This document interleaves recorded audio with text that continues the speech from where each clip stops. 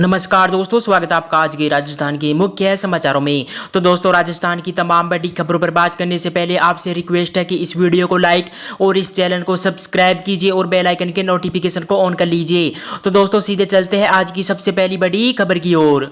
Supreme court ने राज्यों से कहा कि 31 जुलाई तक रिजल्ट घोषित करे। जी हां दोस्तों, आपको बता दें कि सुप्रीम कोर्ट में गुरुवार को राज्य बोर्डों की 12वीं कक्षा की परीक्षा रद्द करने की मांग वाली याचिका पर सुनवाई हुई। इस दौरान कोर्ट ने सभी राज्य शिक्षा बोर्डों को निर्देश दिया है कि वे 31 जुलाई तक 12वीं कक्षा का रिजल्ट घोषित करें। साथ ही कोर्ट ने उन्हें 10 दिन में इंटरनल असेसमेंट स्कीम तैयार करने के लिए कहा है। आपको बता दें कि इससे पहले कोर्ट ने पूरे भारत में सभी राज्यों के बोर्डों के लिए असेसमेंट की एक जैसी स्कीम बनाने के संबंध में आदेश पारित करने से इनकार कर दिया था। वहीं कोर्ट ने कहा कि राज्य और उनके बोर्ड अपनी नीति बनाने को स्वतंत्र और स्वायत्त है, इसलिए उनके अधिकार क्षेत्र में दखल नहीं देंगे।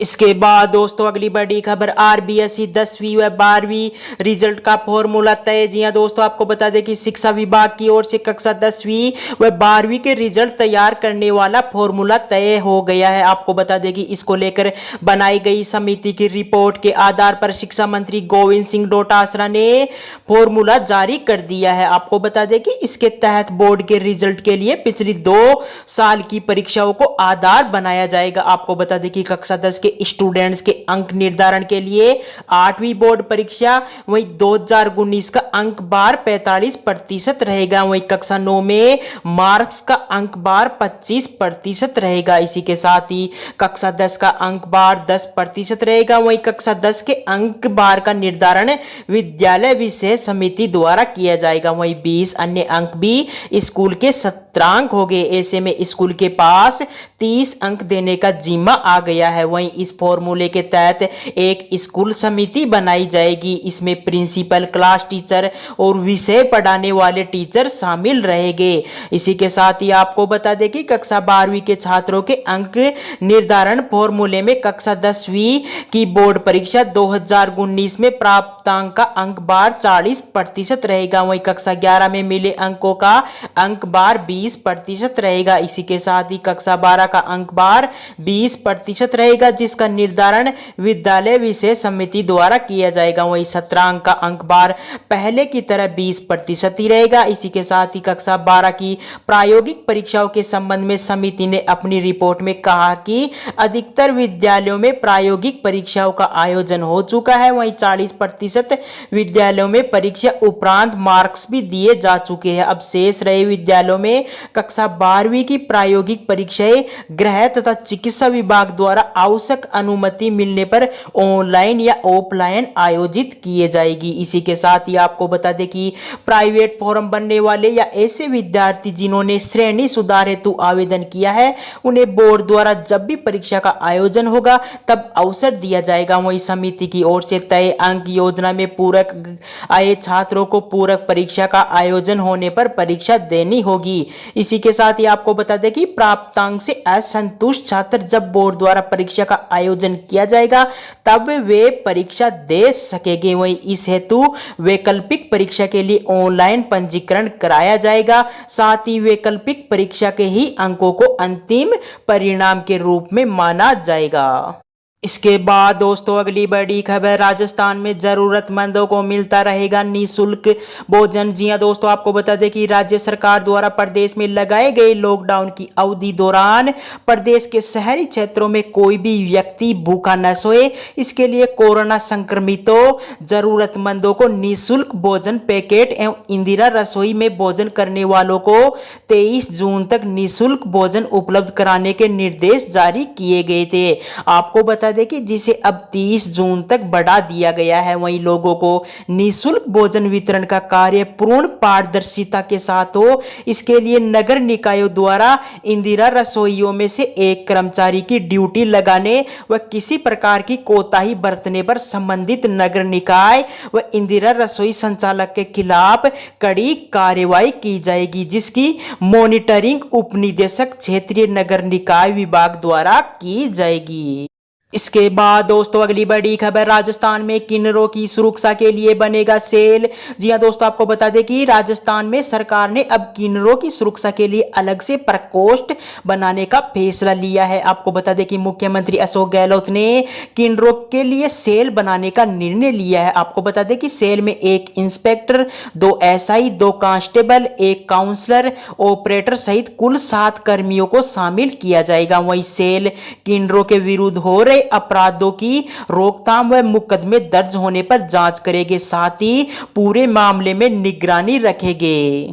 इसके बाद दोस्तों अगली बड़ी खबर, राजस्थान में 20 तरह की भर्तियों की एक ही परीक्षा होगी। जी हां दोस्तों, आपको बता दें कि राजस्थान में नॉन टेक्निकल पदों पर भर्ती के लिए एक ही टेस्ट देना होगा। आपको बता दें कि इसके आधार पर सभी विभागों को सूचित कर दिया गया है। आपको बता दें कि इस टेस्ट का नाम कॉमन एलिजिबिलिटी टेस्ट यानी सीईटी होगा। परीक्षा के लिए कार्मिक विभाग ने विस्तृत गाइडलाइन जारी कर दी है। आपको बता दें कि इसके आधार पर 20 तरह की भर्तियां हो सकेगी।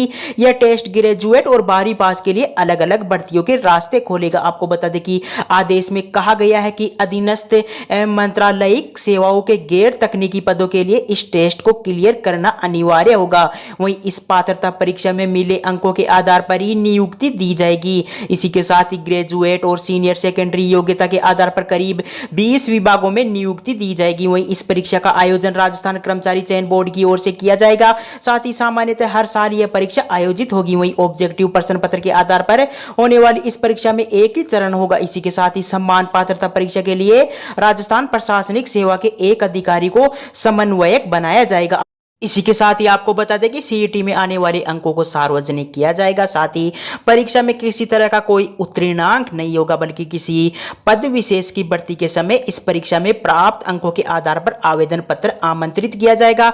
वहीं इस परीक्षा की वैधता 3 साल के लिए रहेगी। ऐसे में अभ्यर्थी एक बार परीक्षा देने के बाद 3 साल तक उन्हीं अंकों के आधार पर नौकरी के लिए आवेदन कर सकता है।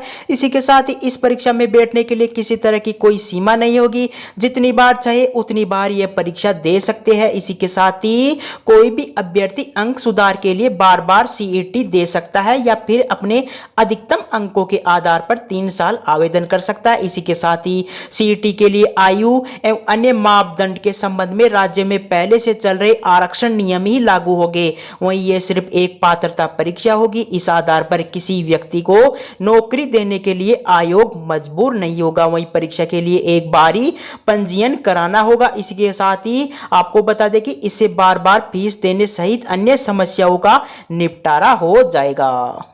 इसके बाद दोस्तों अगली बड़ी खबर, फिर बढ़े पेट्रोल व डीजल के दाम। जी हां दोस्तों, आपको बता दें कि तेल कंपनियां हर दूसरे दिन पेट्रोल और डीजल के दामों में बढ़ोतरी कर रही है। आपको बता दें कि बढ़ती तेल कीमतों के कारण खाद्य वस्तुओं पर भी असर पड़ रहा है। आपको बता दें कि गुरुवार को फिर से तेल कंपनियों ने पेट्रोल पर 28 पैसे और डीजल पर 7 पैसे बढ़ा दिए हैं।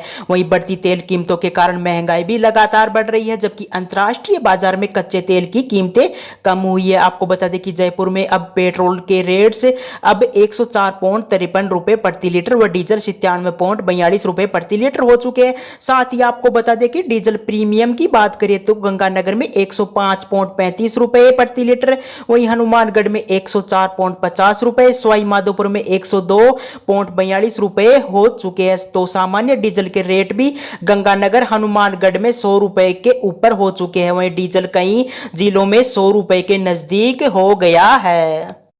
इसके बाद दोस्तों अगली बड़ी खबर, मुख्यमंत्री अशोक गहलोत ने कहा कि कोरोना वैक्सीन की पहली डोज के साथ दूसरी को भी दे प्राथमिकता। जी हां दोस्तों, आपको बता दें कि मुख्यमंत्री अशोक गहलोत ने कोरोना समीक्षा बैठक में कहा कि चिकित्सा एवं स्वास्थ्य विभाग कोरोना वैक्सीन की पहली डोज लगाने के साथ साथ समय पर दूसरी डोज लगाने के काम को भी प्राथमिकता दे। इसी के साथ ही उन्होंने कहा कि जिन लोगों को कोरोना वैक्सीन की पहली डोज लग चुकी है, वही निर्धारित अंतराल के बाद उन्हें दूसरी डोज समय पर लगना बेहद आवश्यक है। यदि इसमें देरी हुई तो कहीं ऐसा ना हो कि सुरक्षा चक्कर ही टूट जाए। इसी के साथ ही अशोक गहलोत ने कहा कि जिन लोगों को दूसरी डोज लगनी है, उन्हें मोबाइल पर मैसेज या अन्य किसी और माध्यम से सेकंड डोज लगने के समय की पूर्व सूचना दी जाए। इसी के साथ ही स्वास्थ्य विभाग इस संबंध में आवश्यक व्यवस्था सुनिश्चित करे। इसी के साथ ही मुख्यमंत्री ने कहा कि राजस्थान कोरोना प्रबंधन की तरह ही वैक्सीन के प्रबंधन में ही भी शुरुआत से ही अग्रणी रहा है। इसी का नतीजा है कि प्रदेश को जितनी मात्रा में वैक्सीन आवंटित हुई है उसमें से लगभग 100% डोज लगाई जा चुकी है। इसी के साथ ही उन्होंने आशा जाहिर की कि स्वास्थ्य विभाग के अधिकारी, डॉक्टर और नर्सिंग कर्मी 100% टीकाकरण के लक्ष्य को हासिल कर राजस्थान को टीकाकरण के काम में अव्वल स्थान पर लाने में सफल होंगे।